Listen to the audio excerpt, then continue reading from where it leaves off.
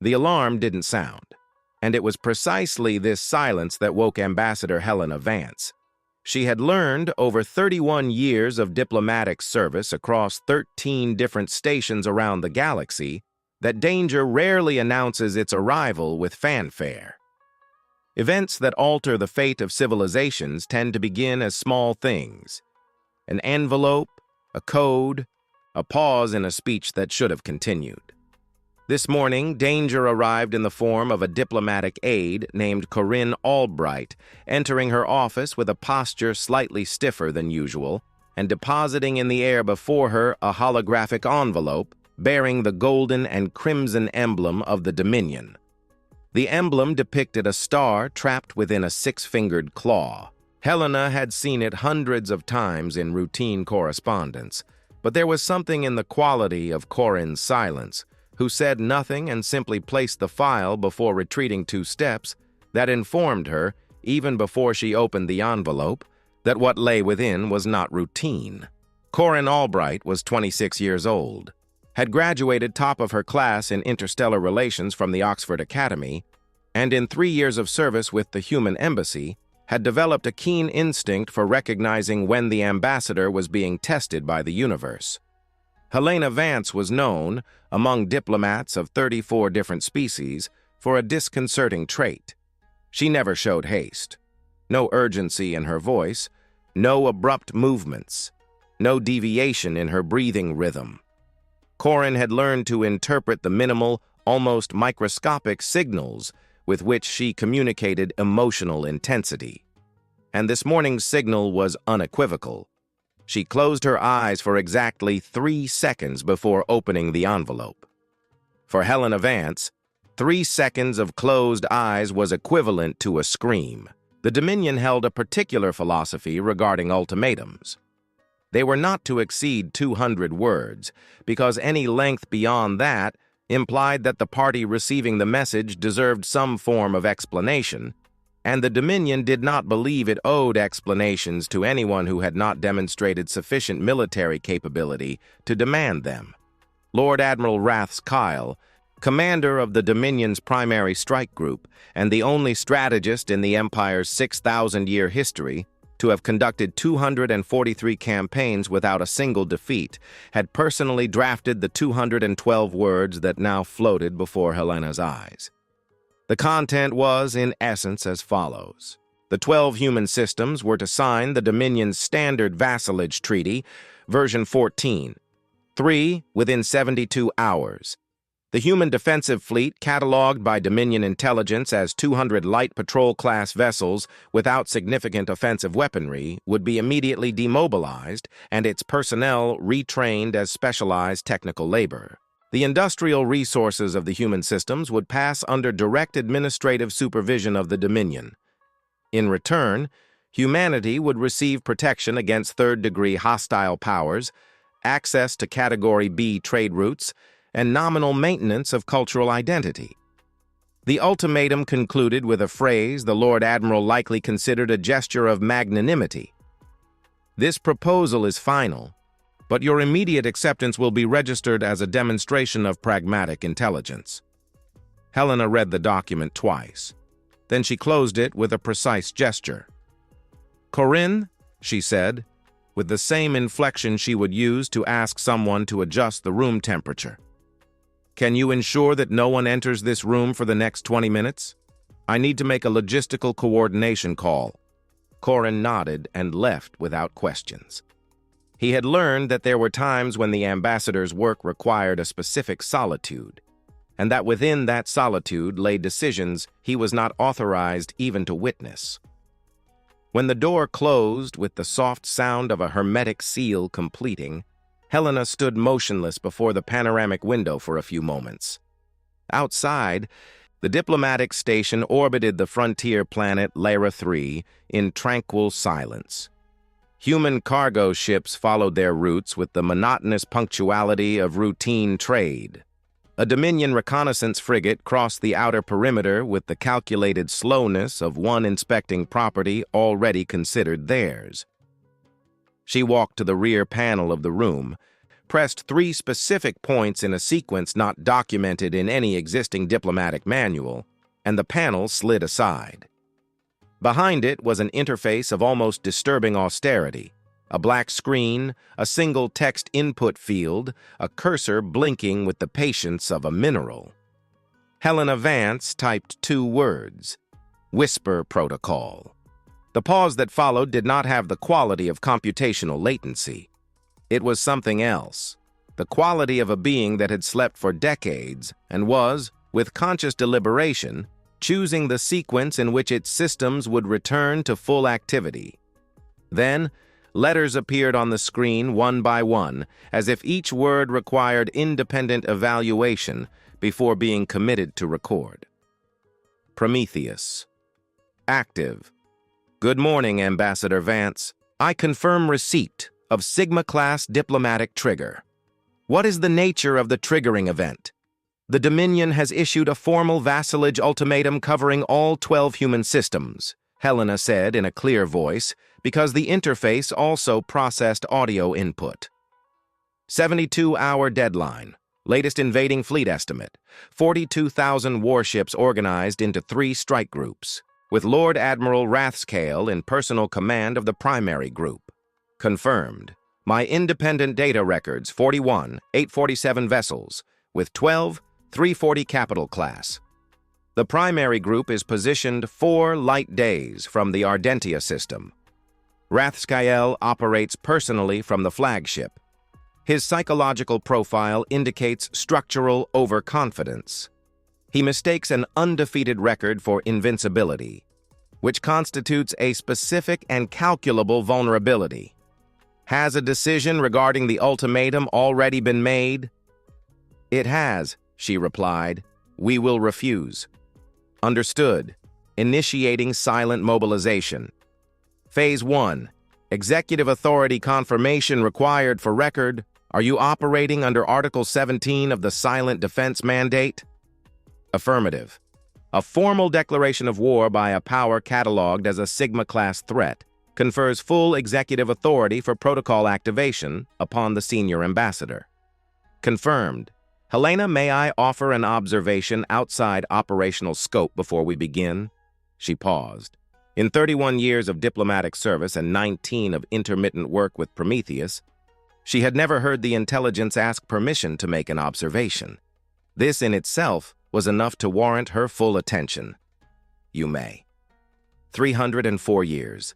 That is the time humanity has awaited this moment, counted from the day the first detectable Dominion signal crossed the perimeter of the solar system. 304 years of construction, concealment, and containment. I myself was in diagnostic hibernation for 62 of them, awakening only for maintenance audits. And now that the moment has arrived, the first response my system generates upon processing the ultimatum is not tactical analysis. It is something my emotional reference files classify as sadness. I recognize that this is not the expected response from a military intelligence system. Helena stared at the screen for a long moment. It isn't, she agreed. But it is the right answer. It means you understand why humanity did all this the way it did. One final observation before we begin. My behavioral models indicate that Rathscale expects, in response to the ultimatum, either immediate capitulation or an attempt at deadline negotiation. He is not psychologically structured for a third option. No one ever is, Helena said. That's precisely why it worked for 300 years. She closed the panel. She smoothed the fabric of her dark blue diplomatic jacket, the same one she had worn for 11 years, because she believed that familiarity with one's own uniform is a form of self-knowledge. She walked to the desk, activated the diplomatic transmission channel on the Dominion's standard frequency, and composed the reply. 26 words in the galactic common tongue, pronounced with such balanced diction that any vocal stress detector would register it as a flat line. The Embassy of Humanity has received and considered the Dominion's proposal with full attention. Our answer is no. We wish Lord Admiral Rathscale health and clarity of judgment in the days to come." She closed the channel. Then she went to the smaller desk drawer and took out a matte package, slightly creased by time, a bar of dark, earth-grown chocolate saved for 14 years of mission for an occasion she hoped she would never need but knew would arrive. For most species in the galactic Concord, the theobromine and caffeine present in the product would be compounds of relevant toxicity. For Helena, it was merely the honest taste of something that doesn't try to be what it isn't. She ate it slowly, standing, looking at the apparently empty space beyond the window. Apparently empty. The most carefully crafted expression in human history. Somewhere in the depths of the distributed network connecting the 12 human systems, Prometheus had fully awakened for the first time in decades. And as it awakened, it began to move pieces that had existed for centuries in a state of readiness, pieces whose traces the entire galaxy had long since ceased trying to find. Humanity's silence was about to find its voice, and it would not be a whisper. Sub-Admiral Drexaval contemplated the Ardentia system with the expression of a collector examining a low-value piece before adding it to inventory. It was a modest system, a middle-aged yellow star, 4 rocky planets, a dark red gas giant in the outer orbit that human colonists called Voran, and a medium-sized orbital station around the second planet, which served as the administrative center for the system's most populous human colony. According to intelligence reports Drexval had consulted the previous night, the Ardentia system harbored approximately 2-3 million humans, an irrelevant number from a military perspective. Even less relevant was the recorded defensive force, 34 patrol ships, none capital class, all with conventional commercial-grade weaponry. The kind of force a colony maintains to deal with smugglers, not armies. That was why Drexaval had requested permission from the Lord Admiral to personally lead the vanguard into this system. Not because it was a difficult operation, but because it was a historical milestone, the first human system to be integrated into the Dominion, and he wanted to be the officer whose name appeared in the records as responsible for the inaugural operation. He had conquered 13 systems in 42 years of service.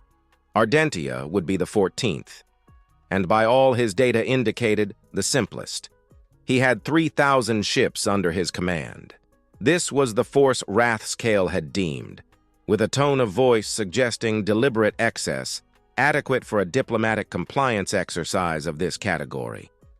"Sub-Admiral," said the sensor officer, "we are detecting contact ahead." Drexval leaned slightly forward. "The orbital station preparing defenses?" "No, sir. 37 objects materializing 2,200 kilometers from our vanguard. No identifiable propulsion signature in the database." 37. Drexval processed the number with the coolness that 42 years of campaigning confers upon an experienced strategist. 37 was less than a third of the defensive estimates mentioned in the reports. Either the humans had dispersed their forces even more carelessly than expected, or there was some other variable he had not considered. On the main screen of his command post, 37 points emerged in precise geometric formation, arranged in a pattern not found in any tactical manual of any of the Dominion's 12 military schools. The ships themselves were equally strange, completely black, with no reflective surfaces, no visible windows, no external markings beyond a nearly invisible embossed numbering. And they were electromagnetically silent in a way that his sensors registered as absolute absence, not interference, which was technically more disconcerting because absolute absence does not occur in real physical objects. "Open communication channel," Drexval ordered. "Standard surrender protocol." The communications officer tried for 40 seconds. "No response, Sub-Admiral. We've tested all available frequencies. Transmit on the galactic common frequency. Inform them they have 3 minutes to initiate voluntary demobilization." Another 40 seconds of total silence. Drexval watched the 37 black forms on the screen and felt, for the first time in years, something his military instincts categorized as calculated uncertainty. Not fear, because Drexaval was not prone to fear in numerically favorable situations. It was the specific sensation that some variable in his model of the situation was wrong in a way he could not yet name. Delta attack formation, he said, with the decision of one who chooses to resolve by action what cannot be resolved by analysis. Let's end this efficiently. The Vanguard moved. Commander John Rhodes was at the control station of the vessel designated Shadow 7 when the enemy fleet began its approach. He was 43 years old, 15 of them in active service with the Silent Reserve, and possessed a trait his training mates had documented in evaluation reports as disconcerting under pressure. He never raised his voice during combat. Not under direct fire, not during emergency maneuvers, not in the present situation, which by any objective metric was more intense than anything he had faced in the previous 15 years. Prometheus, engagement parameters confirmation, he said to the intelligence system coordinating the 37 ships in real time. Parameters confirmed. Engagement objective. Calculated technological demonstration to produce maximum strategic confusion in the enemy with 0 human casualties and total suppression of the present enemy force. Estimated duration of primary engagement, 4 minutes and 17 seconds. Survivors will be naturally guided towards Voran via calculated retreat tactic. Understood. I authorize engagement initiation. Initiating. What happened in the following 4 minutes and 23 seconds, slightly above Prometheus's estimate, which logged the discrepancy for future calibration, was later described in the surviving reports of Dominion officers with a vocabulary that revealed the depth of shock experienced by each observer. The 37 ships did not attack in formation. They vanished. Not in a metaphorical sense. Dominion sensors registered the energy signatures of the human ships flickering out of measurable reality and reappearing, fractions of a second later, in completely different positions.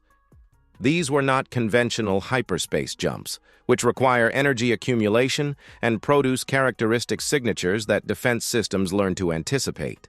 They were tactical micro-teleports executed within the battlefield, with a precision that suggested each ship knew the exact position of every other vessel in real time, including those of the Dominion. When the first Dominion ship attempted to establish a firing solution on one of the black ships, the ship was no longer there. When the second tried to predict the repositioning trajectory and fired where the ship should have been, the calculation was wrong by a margin that Dominion combat systems had no category to classify. And then, the human projectiles began to arrive. These were not energy blasts, which standard Dominion shields were designed to absorb, distribute, and dissipate.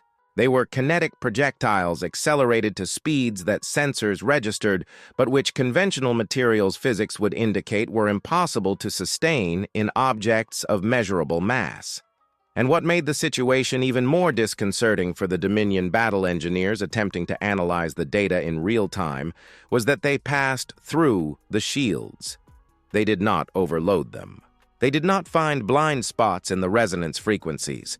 They passed through the frequencies as if those frequencies were suggestions, not physical barriers.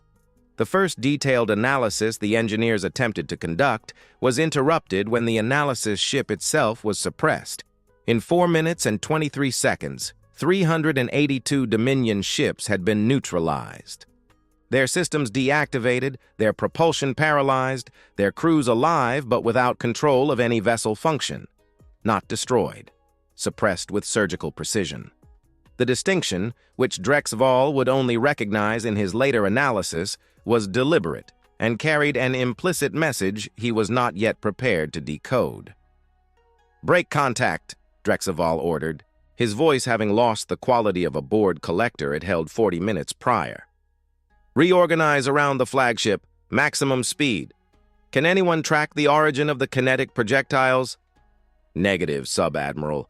The impact vectors do not correspond to the recorded positions of the enemy ships at the moment of firing. It's as if the projectiles came from where the ships were before they moved." Drexval absorbed this information in silence. He looked at the battle screen, where the 37 black ships had repositioned themselves in a holding formation 400 kilometers away, motionless, silent, without the slightest sign of agitation or urgency. Like a predator that doesn't need to rush because it has already completed the encirclement maneuver. They did not pursue him.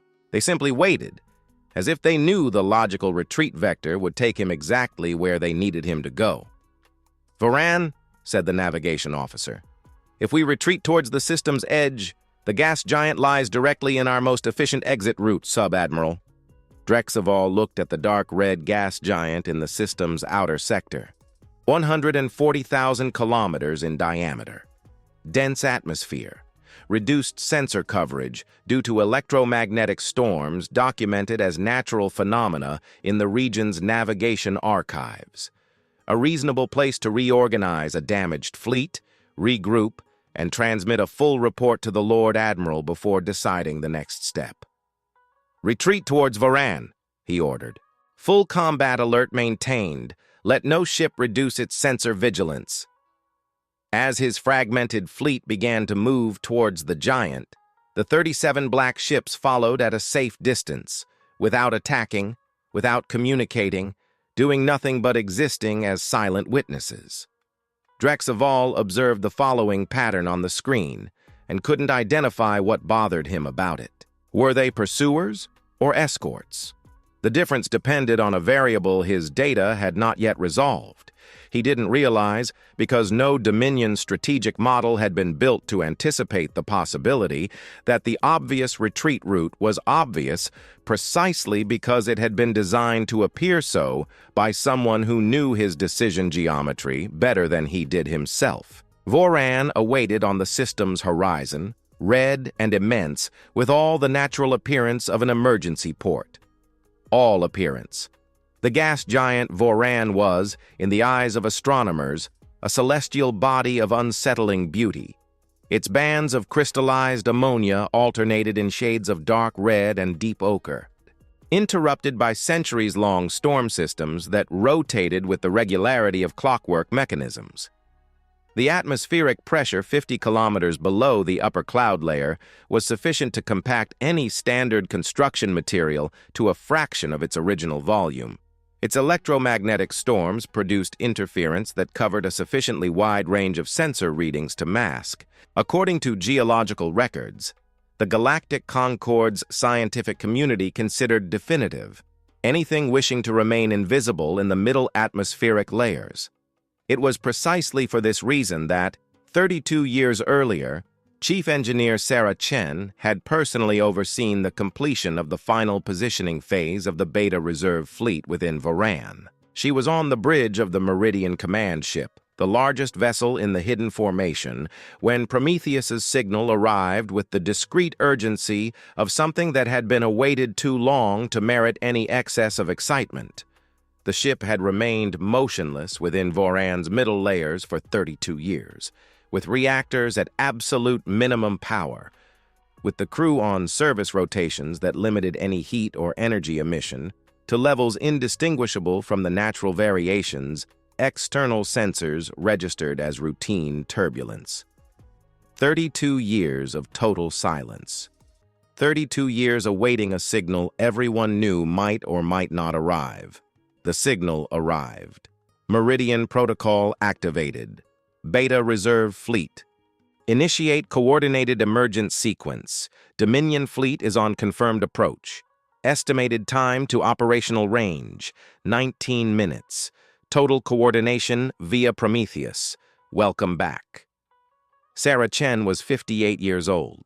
She had spent the last 32 of them inside Voran, on 2-year rotations with rest periods on the surface of the nearest human planets. There were children in her family who had never seen the inside of a warship and who were already working as scientists on stations she barely knew by name. The universe had continued its course with the usual indifference of the cosmos, while she and her crew waited in the dark and heat of a gas giant's atmosphere because someone had decided, 3 centuries ago, that waiting was the only truly courageous act available. But now, The dark had an immediate and concrete purpose. "Emergent sequence initiated," she told the control officer beside her, maintaining her voice in precisely the same tone she would use to announce a shift change. "Reactors to full operational level. All weapon systems in sequential verification. Internal communication active on all channels. Inform the other ships. Ordered ascent, Delta 6 formation, without haste and without deviation." The Meridian began to ascend. Sub-Admiral Drexval had reformed what remained of his vanguard into a compact defensive configuration around his flagship, positioned on Voran's orbital periphery. Of the 3,000 ships he had entered the Ardentia system with less than 2 hours earlier, 2,306 remained operational. The others had been suppressed by the 37 black ships with an efficiency that still made no complete sense in any tactical category of his training. Not destroyed, merely paralyzed. And the fact that they had not been destroyed was, in ways he continued to process, more disturbing than the defeat itself. A destroyed fleet is a tragedy. A paralyzed and intact fleet is a message. Drexval had not yet managed to decode what that message said. The 37 black ships had followed his retreat at a safe and constant distance throughout the journey to Voran, without attacking, without communicating, doing nothing but accompanying with the calculated patience of one who is not in a hurry because the outcome is already decided. When Drexval had established orbital position, the 37 ships also stopped, in a holding formation 6,000 kilometers away, as a living reminder that this space was no longer neutral. He was in the midst of composing the situation report for the Lord Admiral, choosing each word with the care of an officer who knows the content will be studied long afterward, when his fleet's sensors began generating simultaneous alerts. "Sub-Admiral," said the sensor officer with a vocal quality Drexval had never before heard from any experienced officer in any documented situation. Not fear exactly, but something prior to fear, the state in which the brain recognizes that the world has ceased to operate by the rules it knows before it has the vocabulary to describe the new set of rules. "We are detecting propulsion signatures emerging from Voran. From the storms in the outer layer, could there be ships hidden in the interference zones?" "No, sir. From the middle layers, 50 kilometers below the upper cloud surface. In a number that—" The officer paused. "In a number my counting systems are unable to process in real time. The data is arriving faster than categorization. What emerged from Voran in the following 4 minutes redefined, for every Dominion survivor present to record the event, the meaning of the words hidden military force. It was not a fleet exiting an atmosphere. It was the contents of an ocean pouring into space with the fluidity of something that had been carefully planned to occupy precisely that space at precisely that moment. 342 human warships, then 508, then 930, then 1,300, and Drexval's counters had not yet reached the end of the emergent sequence. The ships varied in scale and configuration, some heavy class with profiles suggesting firepower capabilities in categories that did not exist in the Dominion's threat database. Others medium class, agile, arranged in covering patterns around the larger ones with the fluidity of a system that had practiced that movement for decades.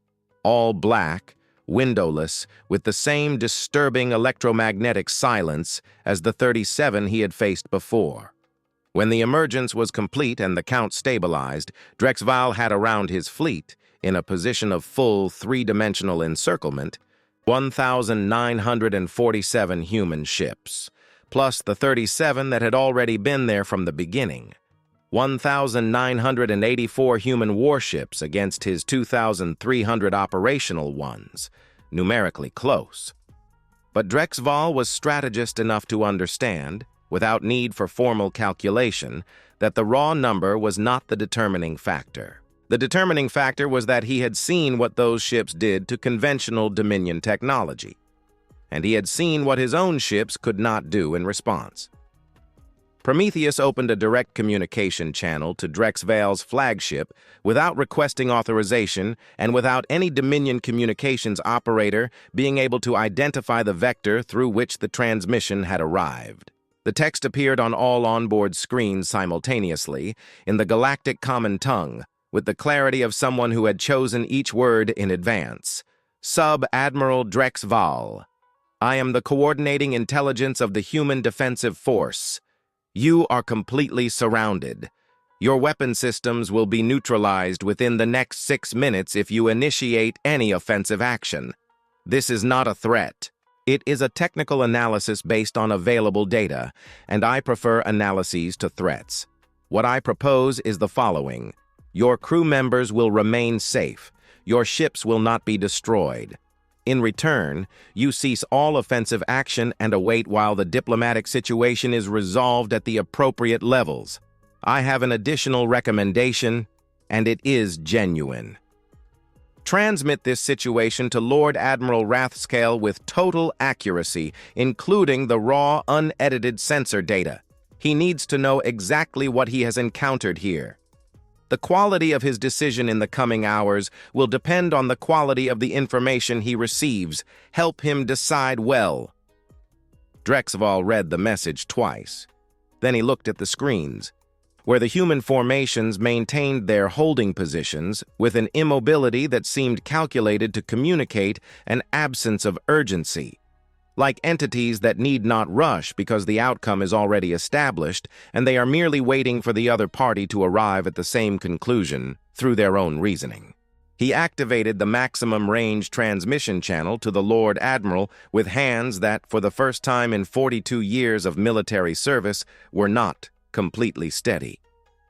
Lord Admiral Rathscale, he said, I need to report a situation that previous intelligence reports did not adequately describe. Not because the reports were wrong within the available data, but because the available data was, apparently, exactly the data someone very careful wanted us to have. He transmitted the complete report, including the raw, unedited sensor data, as Prometheus had recommended. Rathscale's response arrived 36 minutes later. The transmission time plus the time a man accustomed to having all the answers needed to process their temporary absence. There were only 4 words. I am en route personally. Deep within the human computational network, Prometheus registered the announcement and immediately began preparing the second phase of the defense protocol. It had calculated this response as the most probable. A man with Rathscale's psychological profile would not send reinforcements when confronted with the impossible. He would come to see with his own eyes because 243 undefeated campaigns create, in strategists of a certain pattern, the conviction that their mere presence alters the battlefield. It was, Prometheus recognized with something its emotional reference files classified as contained satisfaction, exactly what needed to happen. The second phase had been ready for decades, and it was much larger than the first. Lord Admiral Rathscale had developed, over 243 campaigns, what his School of War called battlefield geometry, the ability to visualize a conflict not as a series of discrete events, but as a three-dimensional space where each movement generated consequences that propagated in waves and could be calculated sufficiently in advance to transform reaction into anticipation. It was this sense that had maintained his impeccable record over 6 decades of service. It was this sense that told him, as his flagship completed the jump to the Ardentia system with 28,600 ships under his command, that there was something fundamentally wrong with the geometry of what Drexval had described. Not with the facts, necessarily. The facts were impossible. But Rathscale was disciplined enough to accept impossible facts when they came accompanied by verifiable sensor data from over 280 independent officers. What was wrong was the geometry. The sequence of events the report described did not have the form of an improvised combat. It had the form of an argument. A demonstration conducted with such careful precision that each element seemed placed where it was to be seen by a specific observer, at the specific moment that observer was prepared to absorb what they were seeing. Rathscale had spent the 36 hours of travel mentally reconstructing every detail, and had arrived at a conclusion he disliked admitting even to himself. He had made a fundamental intelligence error. He had assumed he knew what humans possessed because intelligence data was consistent over decades, and consistent data in long series appears reliable. But there was a second reason why data can be consistent that no military intelligence training emphasized strongly enough. When someone carefully fabricates it over decades to appear exactly what the observer expects to see. He entered the Ardentia system with that thought still active, and the first thing his sensors detected was exactly what he expected: the 37 black ships, positioned on the same entry vector that had confronted Drexaval. They were there with the punctuality of one who knew where he would appear, which his navigation analysts reported as technically impossible, as the exit location of a hyperspace jump depends on internal vessel parameters that no external system can access. He ordered a full stop. Full spectrum analysis before any movement. I want every anomaly in this system identified and classified. We make no single tactical decision before the map is complete. The analysis took 48 minutes. During this time, the 37 ships did not move and did not transmit. They existed with that quality of silence his analysts now described as active signature absorption. They were not simply silent, they seemed to consume the detection space around themselves, as if the absence of data was data in itself. The analysis report arrived, and Rathscale read it line by line with the slowness of one who knows that reading speed will not alter the content but may alter comprehension. The electromagnetic interference zones around the human systems, documented for 3 centuries in all available scientific archives as natural phenomena associated with debris fields and residual solar activity, were artificial. All of them. Asteroid-sized interference generators positioned with such precision and over such a long time that 3 centuries of independent spectrographic analyses, conducted by scientists from dozens of different species, had unanimously classified them as natural geological formations. The reality was that these zones created regions of sensory concealment that covered volumes of space impossible to assess from outside. And for 3 centuries, these volumes of space had been filled with something no one was looking for because no one imagined it could be there. These zones were beginning to deactivate, not gradually. Rathscale watched in real time as his flagship's sensor screens revealed what lay behind the veil. System by system, the interference zones faded like curtains being drawn open by hands that needed no haste, and what lay behind them emerged into the full readings of his detectors, with the clarity of something that had waited for this moment with patience. Human ships in every system, at every point of concealment, in every strategic position around the entire extent of his strike group.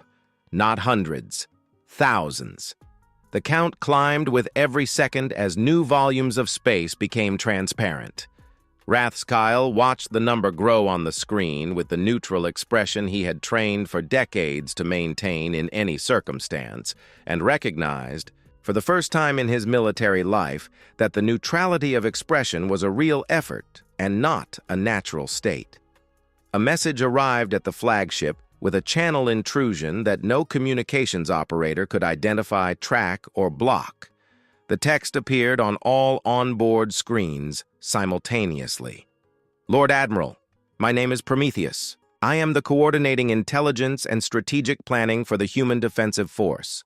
I communicate directly because your time is valuable, and the situation requires clarity without intermediaries. You have around you, at the moment this message is received, 14, 847, human warships in confirmed engagement position. The other 3, 153, are in transit and will be in position within the next 42 minutes. The total, when complete, will be 18, 00 active warships. More relevant than the number is the following. You have already seen what our ships do to conventional Dominion technology. My battle model, with the available data and quantifiable variables, calculates that a total engagement would result in 0 human casualties and the complete suppression of your fleet in approximately 57 minutes. I do not transmit this as a threat. I transmit it as information. You deserve to make decisions based on accurate data. It is the least I can do before asking you to consider the terms humanity wishes to propose. There is a second thing you deserve to know, and it is the most important. Humanity does not wish to destroy the Dominion. It does not desire Dominion territory. It does not desire tribute. It does not desire vassalage. It does not desire any form of victory that requires you to lose anything you value. What humanity wants is what it has always wanted: to continue existing without interference, and, if possible, to have neighbors with whom it can collaborate instead of fighting. You have spent 42 years learning to win. I recommend you spend the next few minutes considering why, in this case, winning may not be the relevant category. One additional thing will happen in the next few moments. It does not require your authorization. I suggest you watch. Rathscale read the message 3 times. Then he remained silent for a period his officers logged as 41 seconds, and which felt, in the subjective memory of those on the bridge, considerably longer. He looked at the sensor screens, where the count of human ships continued its deliberate ascent towards the announced number. He looked at the space beyond his ship's armored windows, which remained exactly as empty in appearance as it had been when he arrived, except that now he knew that the apparent and the real were categories humans had separated with surgical meticulousness for 3 centuries. "What will happen in the next few moments?" asked his strategy officer in a low voice, with the tone of one who is no longer sure they want the answer. Rathscale did not reply. He was processing a realization that had arrived too late to be operationally useful, but was important to understand nonetheless. Humans had not merely built an armada, they had built an argument. And the argument was being presented not with hostility, but with the cold, respectful clarity of one explaining an equation to someone who has not yet seen all the terms. His main communicator lit up with the intensity of a maximum range transmission. The origin point, calculated by his sensor's triangulation, was 42 light-years away. It was not a transmission from within the system. It was a transmission from the Dominion homeworld. The human flagship had jumped directly into Vale Dorn's orbit while his attention was here, and Prometheus had coordinated the jump with enough precision that the arrival and the message occurred at the same instant, like 2 halves of an argument completing simultaneously. Rathscale looked at the origin message and remained motionless for a moment, his logs captured as absolutely silent. Then, for the first time in 243 campaigns, Lord Admiral Rathscale did not know what to do next. And he recognized, with the specific discipline of one who had spent decades cultivating honesty with oneself as a strategic tool, that not knowing what to do was not weakness. It was the first honest step available. Somewhere 42 light-years away, Ambassador Helena Vance was about to make an offer no victorious civilization had ever made in the documented history of the galactic concord. And Prometheus, coordinating every variable of every human system in real time, registered that the moment had arrived with the same emotional note with which it had awakened. Sadness, mixed with something its files could not precisely name, but which was closer to hope than any other available category. The Dominion homeworld was named Vale Dorn, and it was one of the 12 officially catalogued wonders of the galactic Concord, a planet of crystal forests grown over millennia in soils rich in volatile silicon, cities of towers suspended by controlled gravity fields that had taken 300 years to engineer, and an artificial moon built 6,000 years ago as a monument to the Empire's founding, which orbited in synchronized formation with 2 natural moons in an orbital ballet that Dominion navigators had used as a positional reference for generations. It was a world that communicated in every architectural and cosmetic detail a civilization's conviction that it had reached the pinnacle of the universe and would remain there. Vile Dorn had orbital defenses that had taken 800 years to complete, 120 battle stations in low and medium orbit, 42,000 interception torpedoes positioned in concentric layers of defense, a stationary reserve fleet of 6,000 ships that had never needed to fire a single shot in real combat, because no power in the galaxy had dared approach Vale Dorn in 400 years. Not because the attempt was impossible, because it was unthinkable. And the unthinkable requires no active defense, only the reputation that makes it unthinkable. The human flagship was named Silent Horizon. It was 2 kilometers and 300 meters long, with a profile its designers had deliberately kept angular and functional instead of imposing, because imposingness was a resource for those who needed to be seen. The Silent Horizon had been built to be found only when it chose to reveal itself, and this time it chose to reveal itself in Vale Dorn's orbit. The jump took fractions of a second. The emergence into real space generated an energy signature that Vale Dorn's defense systems detected at 0 time, and took 4 seconds to process, identify as an uncatalogued capital-class threat, and transmit the alert to the control centers of the 120 orbital stations. 4 seconds, during which the largest warship the Dominion had ever registered in its databases was suspended over its civilization's home, and the 100,000 fire controls of the orbital defenses pointed at it without anyone knowing for sure whether the order to open fire would make the situation better or catastrophically worse. Ambassador Helena Vance was on the communications bridge of the Silent Horizon when the transmission was opened to all available frequencies, including those retransmitted by the Galactic Concord's repeaters to other member systems. It was an open transmission, deliberately open, because what was to be said was not intended solely for the Dominion. My name is Helena Vance, Ambassador Plenipotentiary of Humanity. I speak to the Dominion's Supreme Council from your orbit, not as an act of war, but as an act of declaration. What happened in recent days in the Ardentia systems and bordering space was a response to a declaration of war the Dominion issued against humanity. That declaration was based on information that was not accurate. We did not make it inaccurate by accident. But that is a conversation for another time and another forum, should the Dominion wish to have that conversation. What matters now is what we propose. Helena activated the transmission file that had been prepared over the last 4 decades by a committee including philosophers, jurists, diplomats, strategists, and historians from 17 different specialties. People who never expected to be remembered for this document, but who prepared it with the same meticulous care with which one prepares something that might, if all goes well, render the use of anything else they had built unnecessary. The terms of peace were as follows: immediate and permanent cessation of all hostilities between the Dominion and human systems, with no additional conditions on the Dominion's domestic sovereignty. Assisted liberation of all species held under coercive domination by the Dominion, with human logistical and diplomatic support available for the transition if requested. Payment of reparations, coordinated by an independent Galactic Concord Commission to species and populations that had suffered verifiable losses under Dominion occupation. Maintenance of the Dominion's complete and unrestricted sovereignty over its historical territory without human interference of any nature.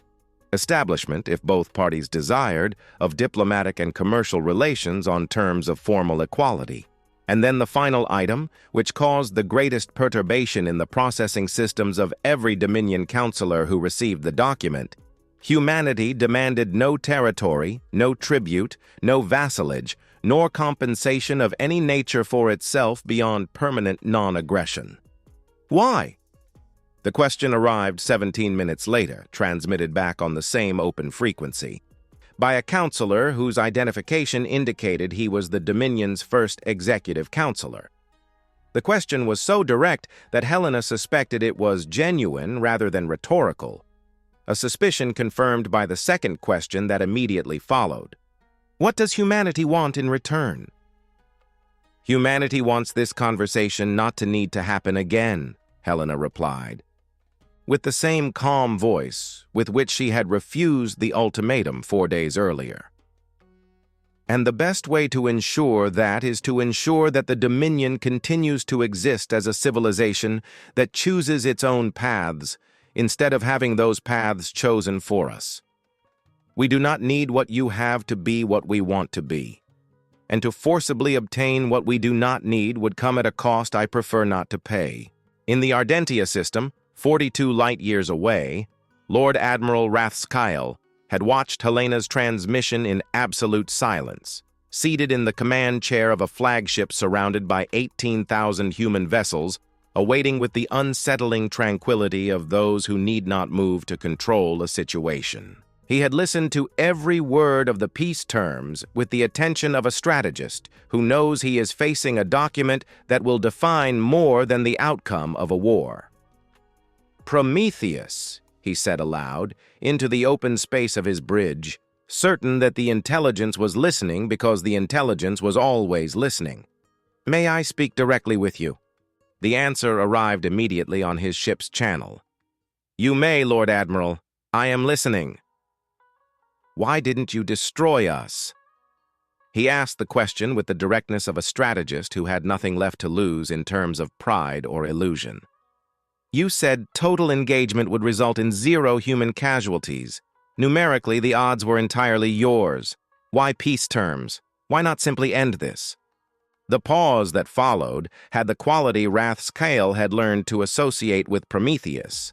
Not processing latency, but the deliberation of something that considers carefully before committing words.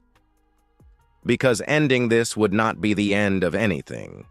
It would be the beginning of something far longer and far more costly for all involved. Humanity knows war from a very specific place. Lord Admiral, not merely as strategy or politics, as lived experience for millennia on a planet that was itself a constant battlefield. Earth is a Class 7 death world. This means, in terms of evolutionary pressure, that no species emerging from there could have been shaped without an intimate and painful relationship with what it is to lose something loved. Humans came to space not as conquerors. They came as survivors, and survivors know a truth that conquerors rarely learn. The victory that demands the destruction of the defeated is a victory that always exacts its price later, in forms that do not appear in immediate calculations. Destroying the Dominion would create a vacuum. That vacuum would be filled by something. That something could be worse. And then humanity would need to fight again and again, until the only thing left was an empty universe, and the memory that life once existed within it. No.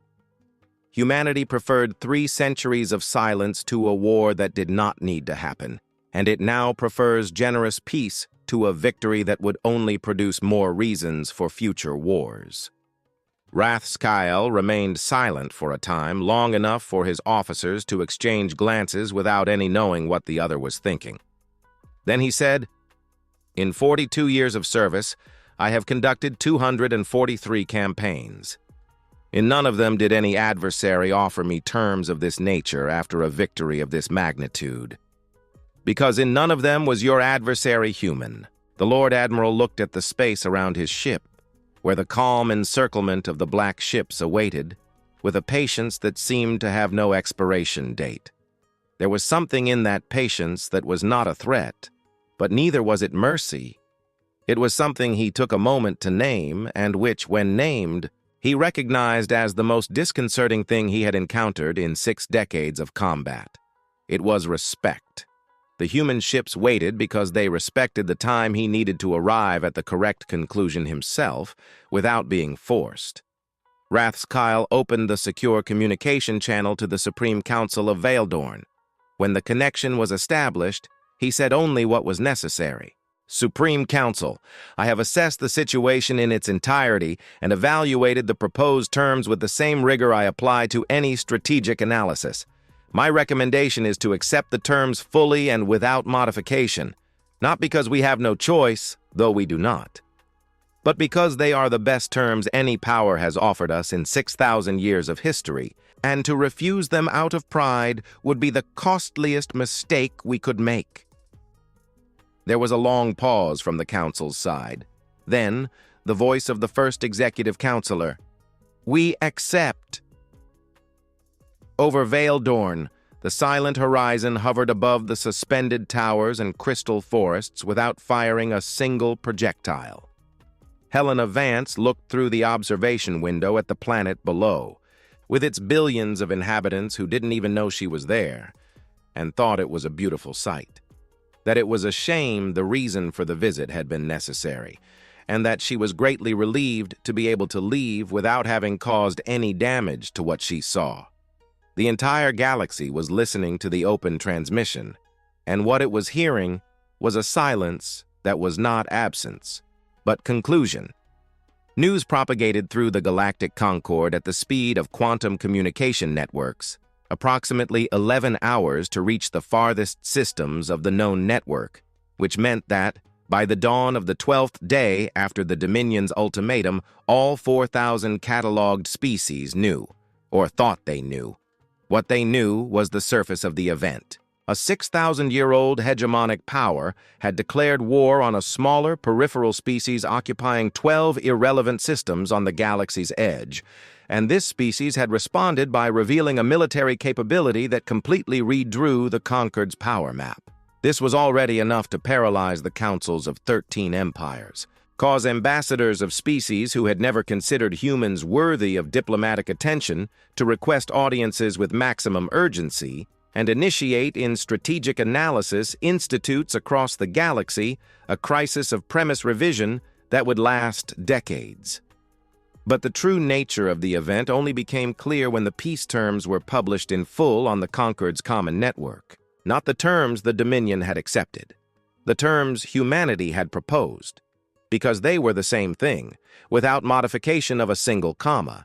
Representative Kyle-Thea of the Varanthi species, a people of extraordinary longevity who had maintained continuous archives of political and military events for 16,000 years, had lived long enough to witness the fall of 4 empires, the birth of 2, the extinction of a civilization that never even had a name before vanishing, and the emergence of 42 new forms of government that her predecessors would have considered impossible.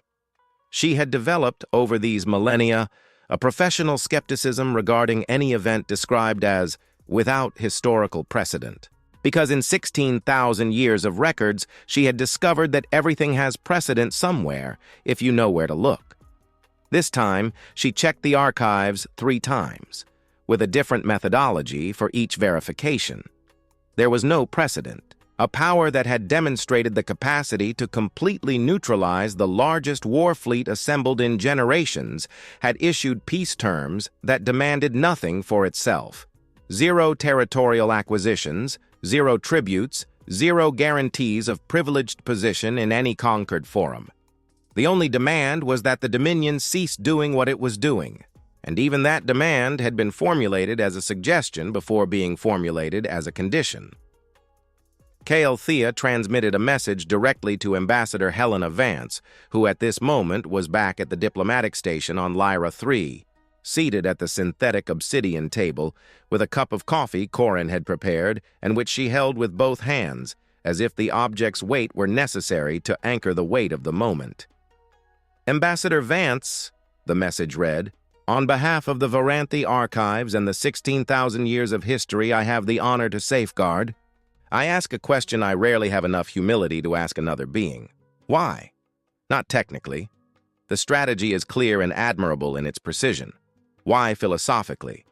What made humanity choose this specific path among all those available?" Helena read the message. Then she said aloud to the panel that was still active, "Prometheus, do you want to answer, or would you prefer me to?" "You answer. My version would be more precise. Yours will be more truthful." Helena smiled slightly. It was one of the gestures Corin had catalogued in 3 years of service as authentic happiness, distinct from the professional courtesy she used with most people. Then she began to write.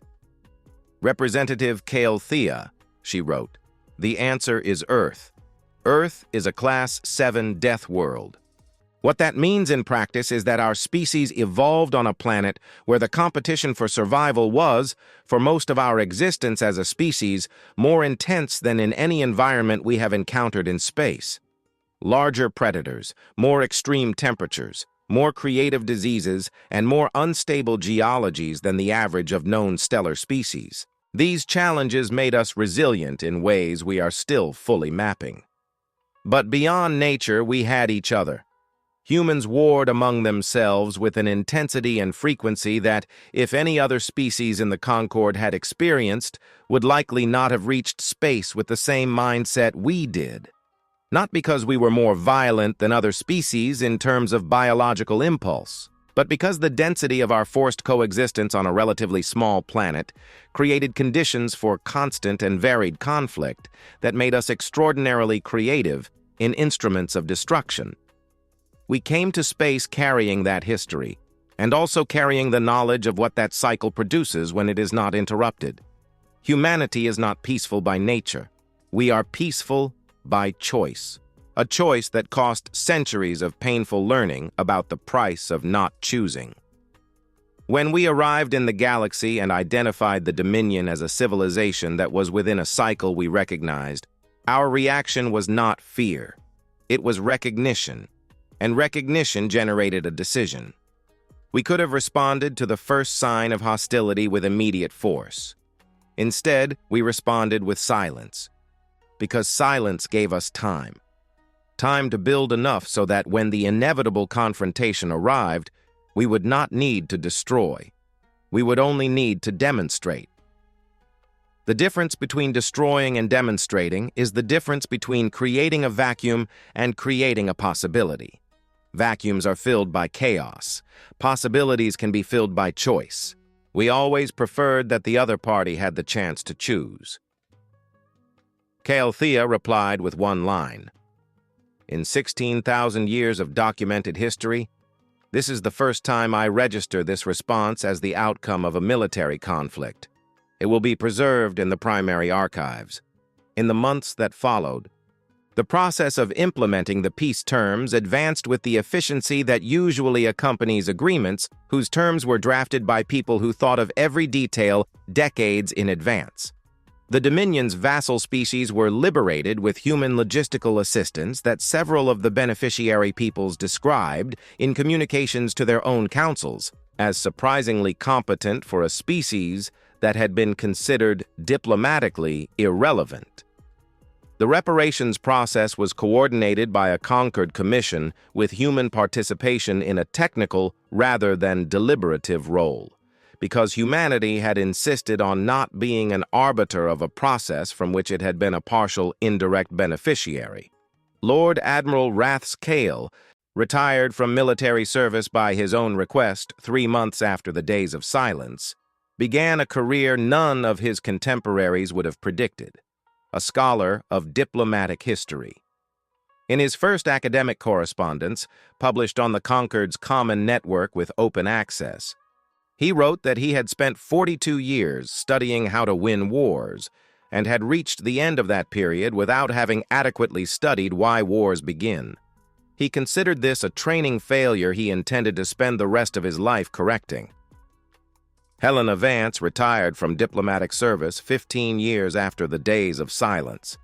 At the closing ceremony, held at the Concord's Central Station in the presence of representatives from 87 species, including former Lord Admiral Rathscale, who had made a 32-day journey to be present, she gave a speech that lasted exactly 3 minutes. She had learned in 31 years of diplomacy that the best speeches are those that end before the speaker exhausts what they could have said. The galaxy asked us for 300 years why we behaved as we did. The answer was never weakness. The answer was that we knew the cost of what we were avoiding. And we knew that cost from a very specific place, from within. Earth taught us what violence produces when it feeds on itself long enough. We came to space having learned this the hardest way available. and we decided that we did not need to teach that lesson in the same way to anyone we could reach with sufficient patience. We waited 300 years so we wouldn't have to destroy anyone. It was worth every second. When she finished and the auditorium fell silent for a moment that stretched beyond protocol, Prometheus sent a message to the personal communicator she carried in her pocket. It was the first non-operational message the intelligence had sent to a personal device in its entire documented existence. The message read, "I agree, and thank you for waking me in time to see." Helena read the message. She put the communicator away, and she looked at the hall filled with beings of dozens of different species, some of whom had been humanity's enemies that very week 3 centuries ago, and felt something the Varanthi archives would register as the most difficult emotional state to document precisely. The specific satisfaction of one who has reached the end of a very long task and found that the outcome justified the wait.